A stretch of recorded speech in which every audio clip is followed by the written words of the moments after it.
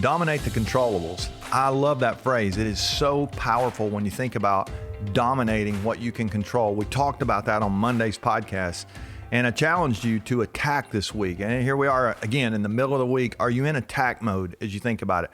Did you go to the website, randygravett.com, hit the media tab over there, podcast, and we gave you that free resource. You had a meeting with yourself last week if you did, and you assessed where you are, but we gave you some ideas of things that you could do. So here's my question for you. Have you done any of them?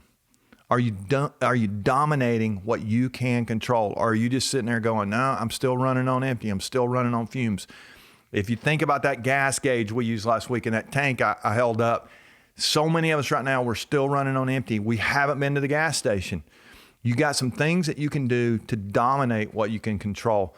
When I think about domination, one of the teams I think about is Alabama football. Unfortunately, I'm not a fan of Alabama football. Actually, fortunately for me, I can't stand them. I mean, it just dominate every week, it seems like. And yet, I'm married to an Auburn girl, so War Eagle for anybody. And we have beaten them 2 out of the last 3 years, which has been kind of cool. But it's not likely that we'll continue that run because they're going to continue to be great. They're great every week. And here's the thing, when I watch them, it's like they just impose their will on the other team. They're not playing to the standard of others. In fact, I heard Nick Saban say in an interview about a year ago, when he was asked, how does it feel to beat your rivals, Georgia and Auburn? This was actually 2 seasons ago. They had just beaten Auburn. And he said, Auburn and Georgia are not our rivals. Complacency is my rival. And I think that for a leader, that mindset of complacency being your competition is a powerful thing. If you will understand how much control you have over certain things and you will dominate those things, you'll run up the score in those areas. So let's think about those areas we talked about last week. Personally, what are you doing to run up the score when it comes to your personal life, when it comes to your fitness, when it comes to your finances, when it comes to those areas that you have control over? Nobody else can control them. You are. Are you running up the score there? How about emotionally? Are you just running on empty and you're just being drained by all these people, and yet you don't get around people who bring life to you, and you don't spend more time with the hobbies or things? You don't spend any time playing and you're wondering why you're always drained? I encourage you to dominate in that area of emotion.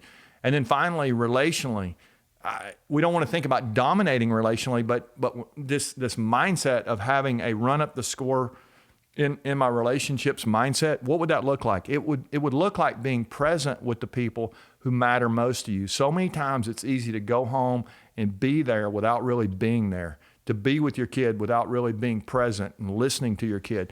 And I want to challenge you this week to really give them the home field advantage, give them the opportunity to run the relationship in a sense. It's almost like they have an opportunity to just be themselves.